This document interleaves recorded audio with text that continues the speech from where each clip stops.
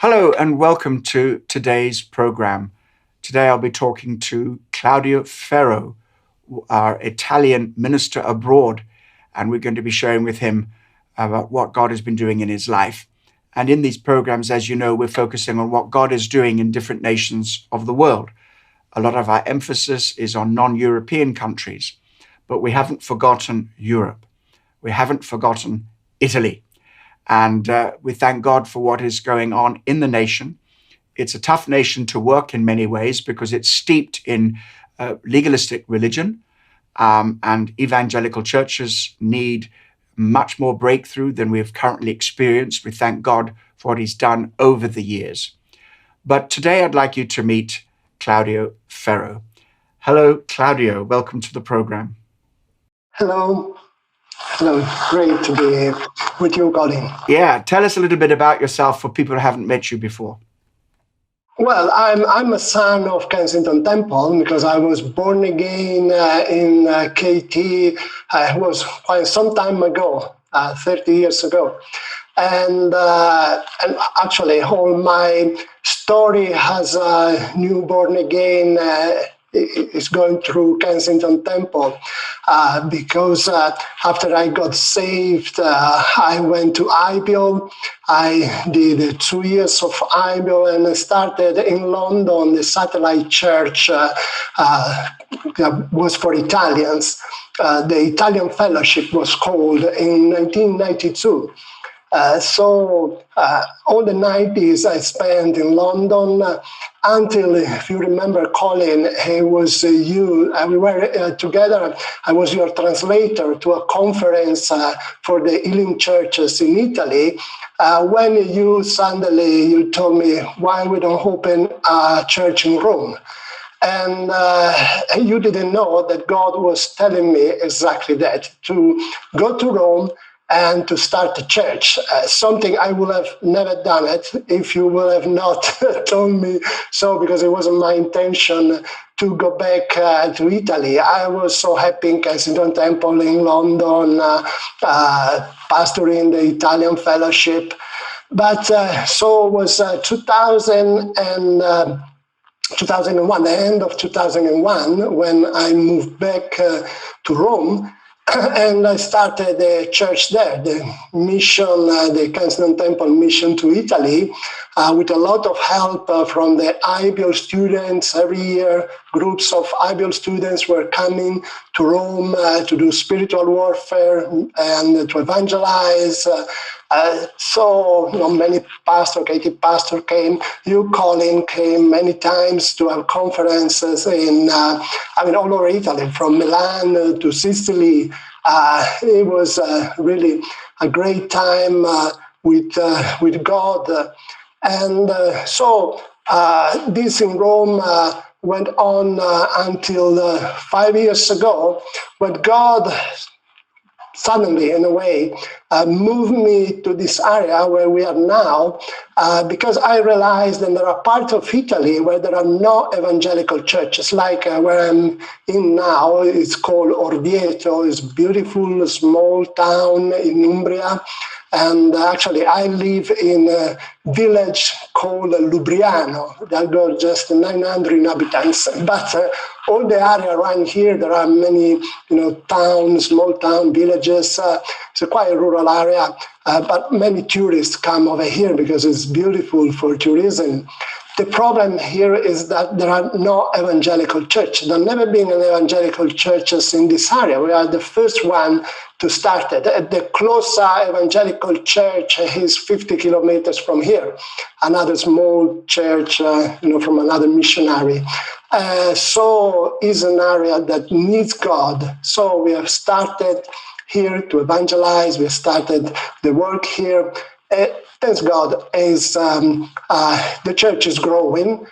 We are still using, for the moment, a hall that we rent on Sunday, but soon we will have our own place. We are just waiting for a beautiful place, beautiful building that will be free at the end of the summer. So we are preparing to move in our own place and to do the work of the Lord around here.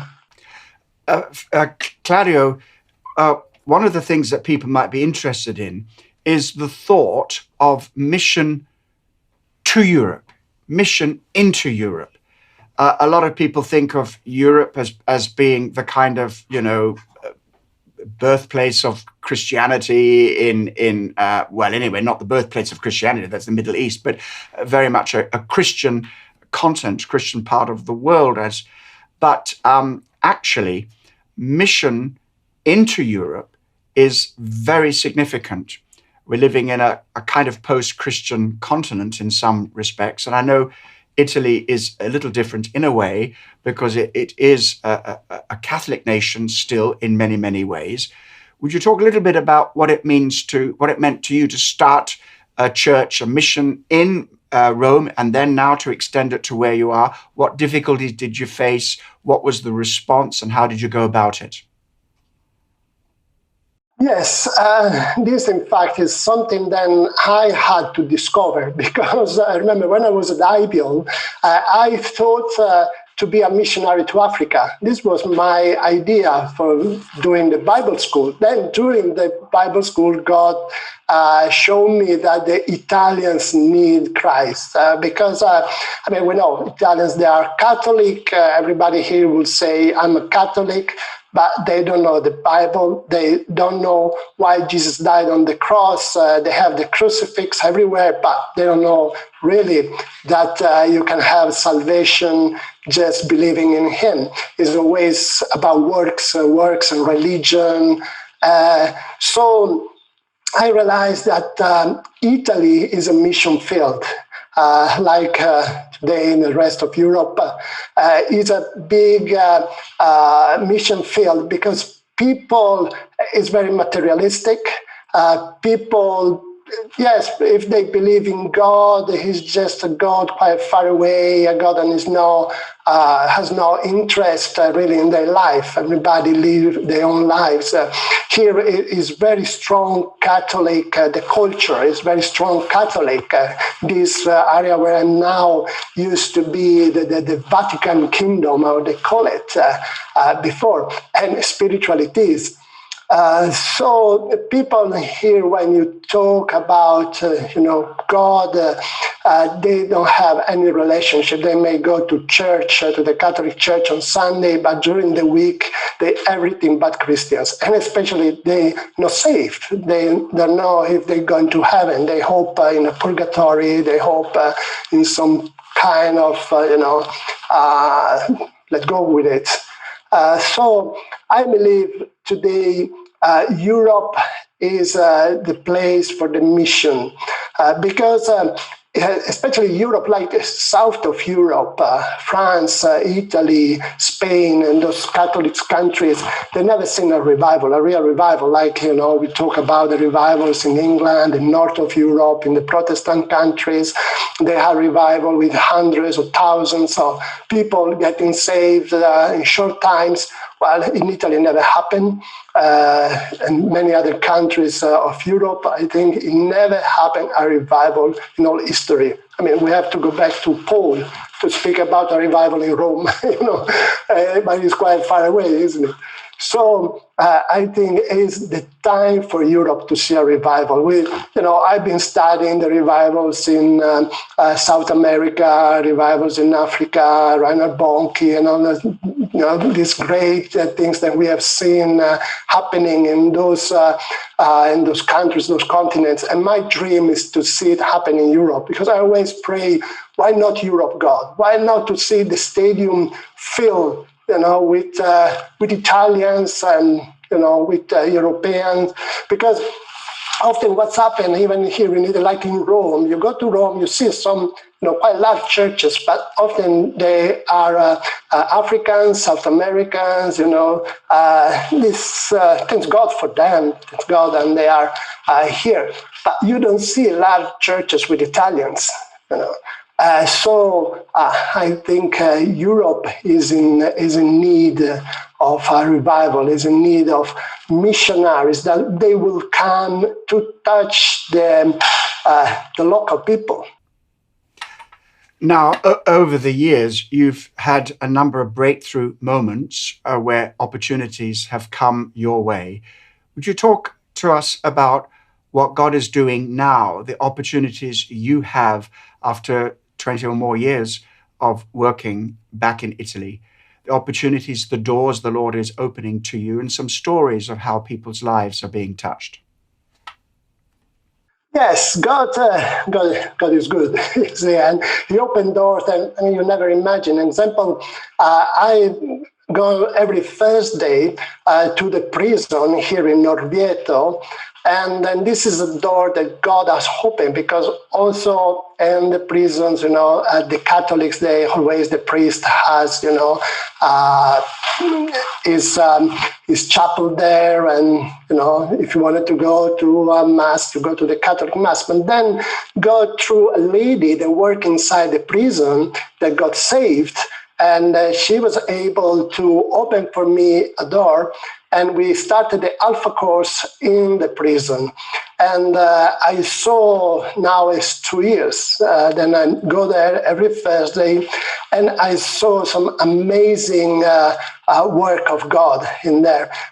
Example, the one probably is more in my heart is Peter. He's a young man that is there because he killed a prostitute. I can speak about him because he wants to give his own testimony now on the television. I will talk about it.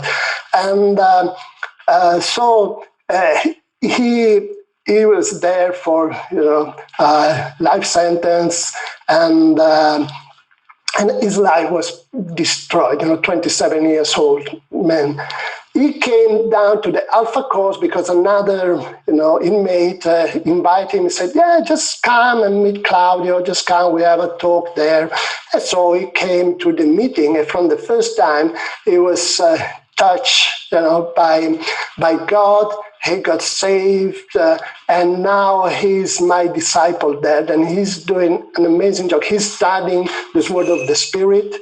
He's bringing the word to other people, and he's really my disciple inside. And now he wants to give his testimony. So because we have a program on a local television here, also that we do weekly. And it's a program of testimonies on, a secular local television in the area. And we are trying to organize, there is some bureaucracy to work out, but then he will give his own testimony from the prison. Another testimony in prison just 1 month ago, later, a new inmate came down, invited by another one for the Alpha course. He came down and he gave his life to Jesus, straight away on the first meeting. And the funny thing is that Jesus not only opened the door of his heart, he said, "I come to free the prisoners, to open the prison cells."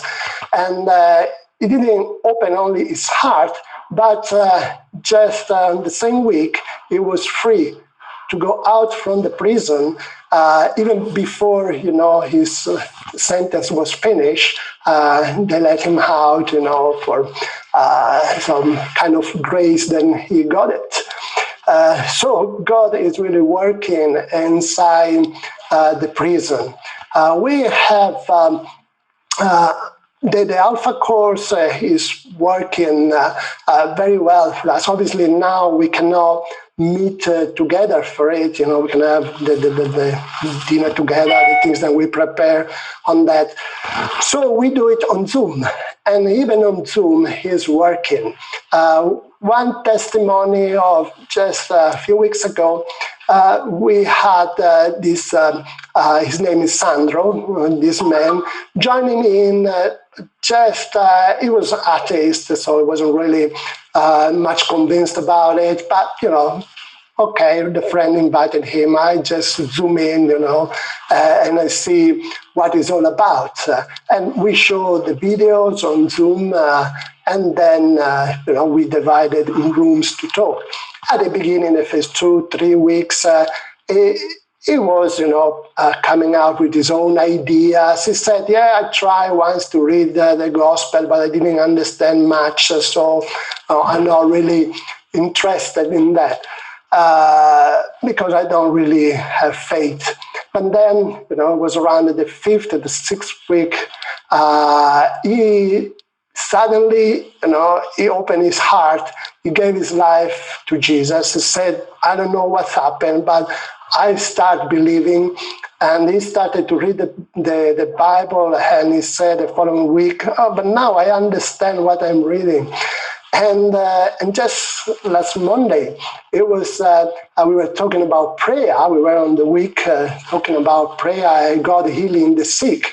And he said, but I got COVID in my family. So I was praying for my mother, praying for my aunts, and they accepted the prayer, and they happy, and I can pray and say, and they say, what happened to you? You were an atheist the other day, and now you're praying for us. So he was able to share also with his own family, and he said that, now I'm not ashamed. I said, I speak about Jesus everywhere, even at work. He just made a little prayer and said, Father, I need a promotion in my work. And he just got it. He got the promotion. So it's an amazing testimony of what God can do, even, when we are not able to meet together, but, we can share it using Zoom or using other platform. We can still share in the gospel. It's wonderful what God can do through an atheist and bring them to Christ. I want to talk to you about the sword of the Spirit. First of all, to let everybody know that it was you who translated the sword of the Spirit from English into Italian, and that has been distributed quite widely. Can you tell us how the sword of the Spirit has been, how you've used the sword of the Spirit in your ministry? Yes, so like I was saying before, when I came to Italy, so we started the ministry, and I felt that then, we need a sword of the Spirit here in Italian because, it's a Catholic country, but people don't know the Bible. So, sword of the Spirit is this great tool. And also, for example, we have adorare in spirito e verità. Worship in spirit and in truth. And we got all the 12 books translated. I translated also the manual for the students, exams, PowerPoint, all the material then you put at disposal, Colin, for the schools. And so we started this Word of the Spirit. I've done it through a few times now because, every year I started normally every 3 months I start a new course with my own church, but I had the opportunity to bring it to many other churches. There were a time where I was flying every week to Sicily to give this Word of the Spirit to 2 different churches during the week. And other churches in Italy now, they're using more and more, is spreading this great course, a great way to learn the Bible. And this is it's really working. It's working well for Italians because, like often, I said that even between the Italian pastors, there are no. It's not easy to get to a Bible school. If you want a Bible school, a good Bible school, you have to go abroad. You have to go to America, to England, to some other country, because in Italy, there are a lot of Bible courses, but not a real Bible school. So most of the pastors in Italy, they don't have a real training.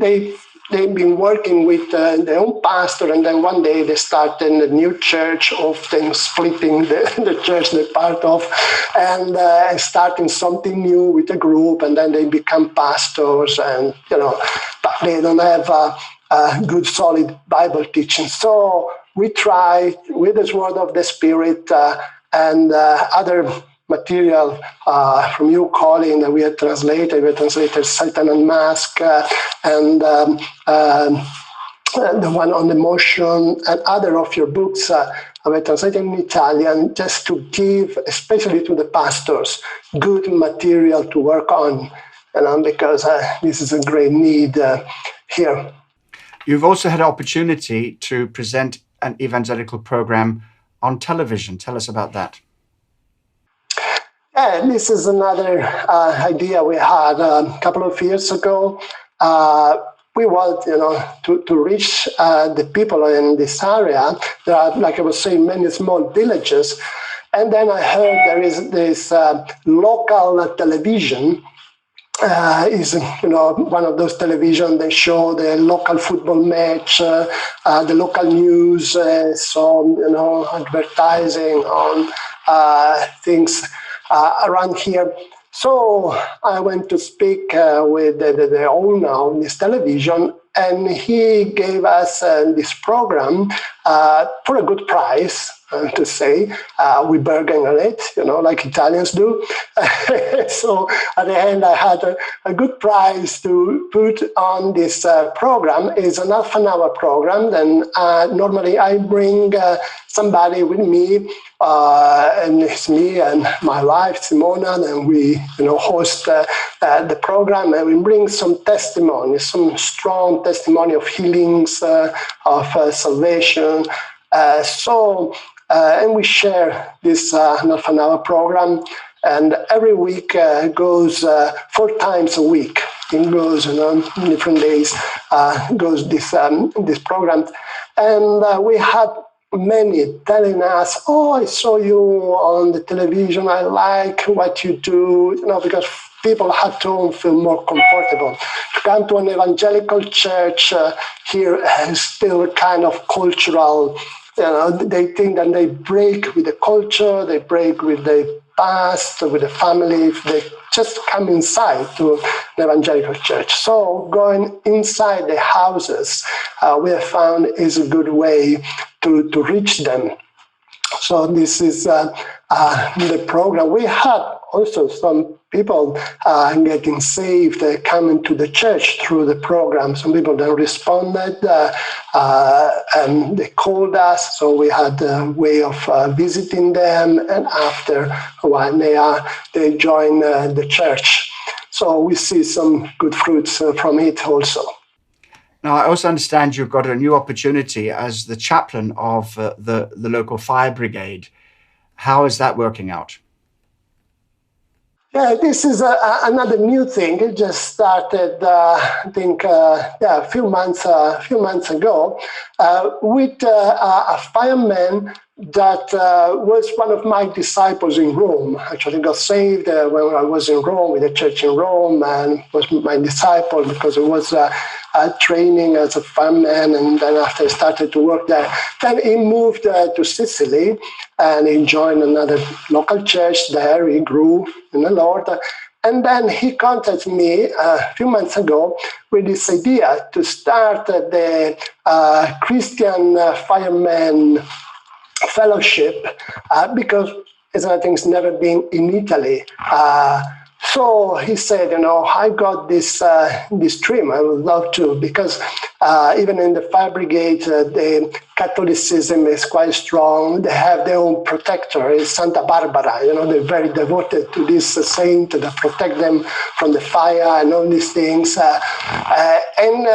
So we have discovered, we have started to search, and we find out, and there are around in all Italy, speaking about, I think there are 60,000 firemen in Italy, and there are 40 evangelicals. So we have contacted them, and we started to put them together to start to do this evangelical Christian fellowship for the firemen. And I found that is very important, because often they are alone. Maybe in the fire brigade station, they are just the only evangelicals, and often it's very difficult for them to share the gospel in that kind of environment. So knowing that there are other evangelicals that they can have a fellowship, I found that is very encouraging for them. Also, I contact the Christian firefighters from England. Actually, the director is in England, and I'm working with him now. Simon is his name. I'm working with him.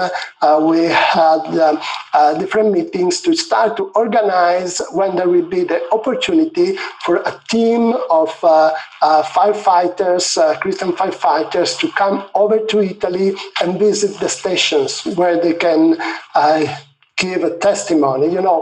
Firefighters with firefighters, they understand each other. If I present myself as a pastor, probably they will laugh at me. But if I go there with other firefighters from England or from America or other places, the door open. So it will be a great opportunity to go and give a testimony in that kind of environment.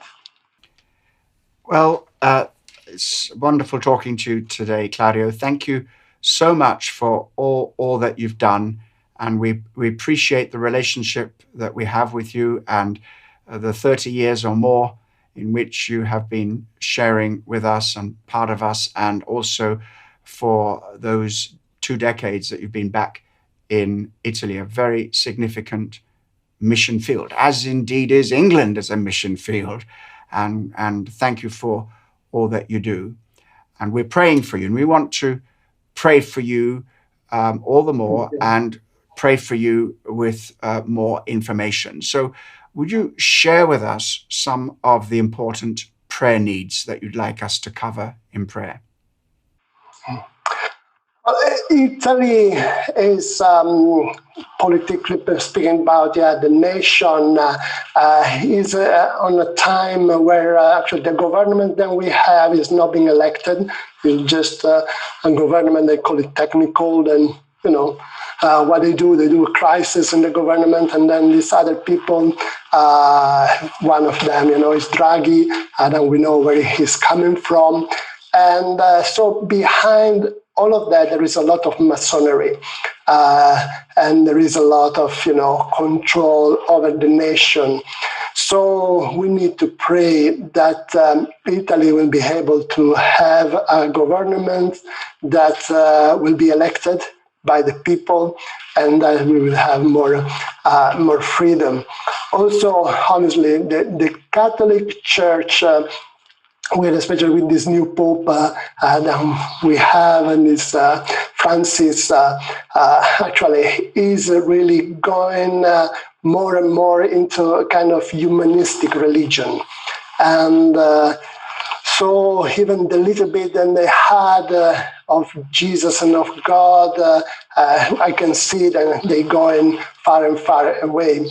So with the gender, the only one today that they are fighting in Italy against the gender, and especially in the schools and all of this, it's us evangelicals, because for the rest it seems to be normal. What is going on. In fact, there is a law then they want to pass, and probably they will pass it soon, that will allow the gender to be taught in the schools, and many other similar things we know, where is going all of this.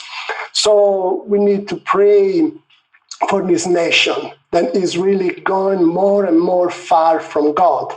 And on the other side, we need to pray for a revival. We need to pray for the evangelical churches, then they get more together. There is a lot of division, denominations. We are small churches, not many, and often divided. So that God will really put us Christians together to give a strong testimony in a time like this, a strong testimony of the Word of God, a strong testimony even in the life outside the churches, because often the evangelical churches has been a lot close inside, just working for my own church to start to grow my own church. And there are no really influence into politics, into media, into the work. So lately, things are changing. Churches and pastors start to understand, and they have to look outside the church, also the church as a building. So we have to pray that we are more influential in the life of the nation as Christians.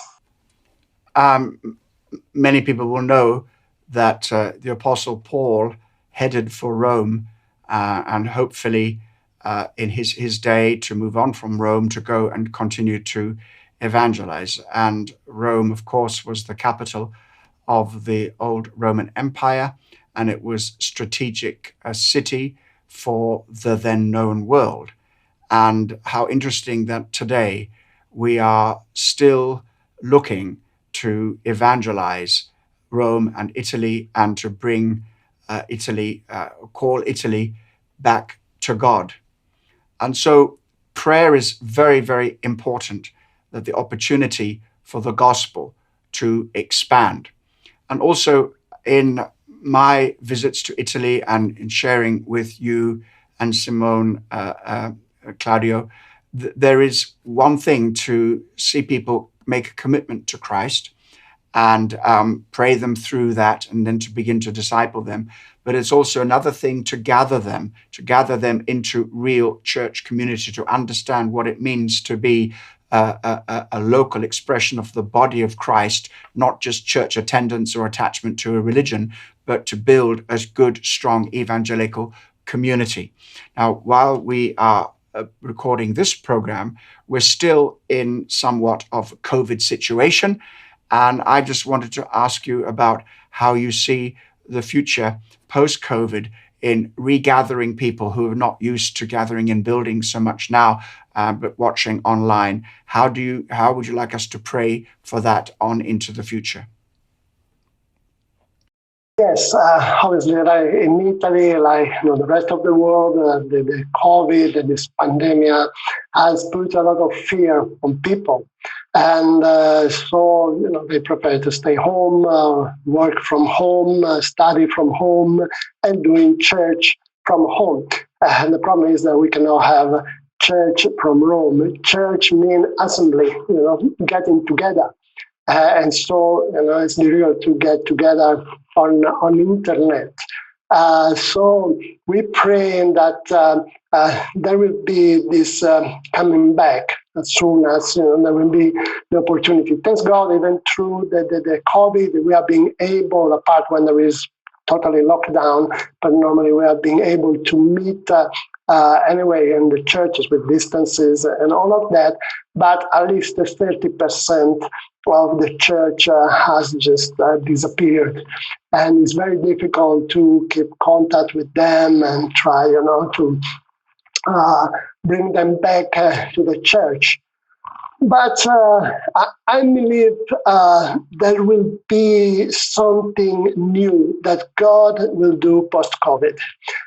We're always talking about, after the COVID, the world will not be the same. Many things will be different in this world, in this society. Obviously, they will. But I think also in the church. And I'm positive. I believe that after COVID, the church will be stronger. Our meetings will be fuller, and people will understand more the importance. At least God will bring people to understand that it's absolutely important that we just join together. I have just a small testimony in Italy. During the fascism. Before the Second World War, the evangelicals, they could not meet together. They were a law, then, evangelicals, they were out of law, so they could not meet. And what they did, they met anyway. And they met, in canteens, they met, in the country, in the outside, so where they will not be seen. But obviously there were some spies, and time to time they were catching them. I knew a pastor, now he's with the Lord, but I met him. And he told me that he has been in prison during the fascism, during those years, 17 times. And it was not just prison, it was a lot of beating, when you got. And after they were releasing, and he was going and meet again with his brothers and sisters, knowing that they will catch him again and bring him to prison again. So, that heart, I think, will come back to the church, because we speak about it in China and places like this where, Middle East, where people, the church underground, and we are so comfortable then, we don't understand the importance to meet. But God will do something, and we will meet again, I'm sure, with our crowds, and we worship the Lord, shoulder to shoulder, and it will happen soon. Yes, I believe so. We will. We will meet again, and something new. God has something new for us in store. And I'm looking forward to meeting with you again in person, with you and Simone. I remember, you will recall too, not so very long ago, when I was evicted from a certain North African country, illegally, by the way, illegally evicted. But I had to get the first available flight out of there for my own security, and as a result of what certain people were doing amongst the authorities. It wasn't official, but it certainly was quite disturbing. And anyway, the first plane out was to Rome, and I thought, oh, praise God, I've been meaning to go to Rome. And so I arrived at the airport. I was going to make a quick connection to come back to the UK, but then my flight was cancelled. So I had to stay overnight by the hotel, by the airport, and I called you and Simone up, and we went to a little nice Italian restaurant, little bistro. Is that what you call them? Bistros? Yeah? Yes, yeah. Bistro? Yeah. The original ones. And we shared together. And so fellowship has been sweet. We thank God for you. Thank you for your long association with us and our partnership in the gospel. And Kensington Temple is praying for you. London City Church is praying for you. And we're going to follow up from this program and to continue to pray for you and to support you so that the gospel can continue through your work. And so give our very best love and blessing to Simone and to your family.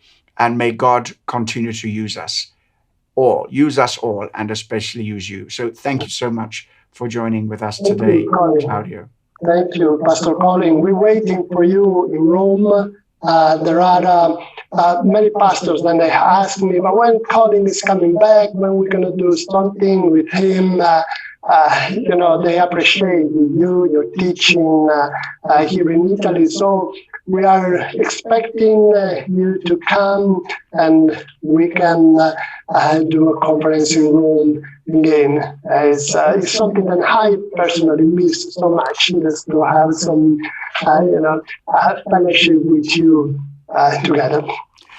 Thank you for that invitation. I'm sure that the Lord will open the door for us to go back to visit you and to minister once again in Italy after COVID, and with all the opportunities that God is opening up for us all in different parts of the world. We thank God for these days, great days for the gospel. And thank you also to you for joining us today. So till next time, when we focus on something else the Lord is doing in another region of the world, God bless you. Don't forget, keep praying for us and pray for Claudio and Simone. God bless you. God bless you.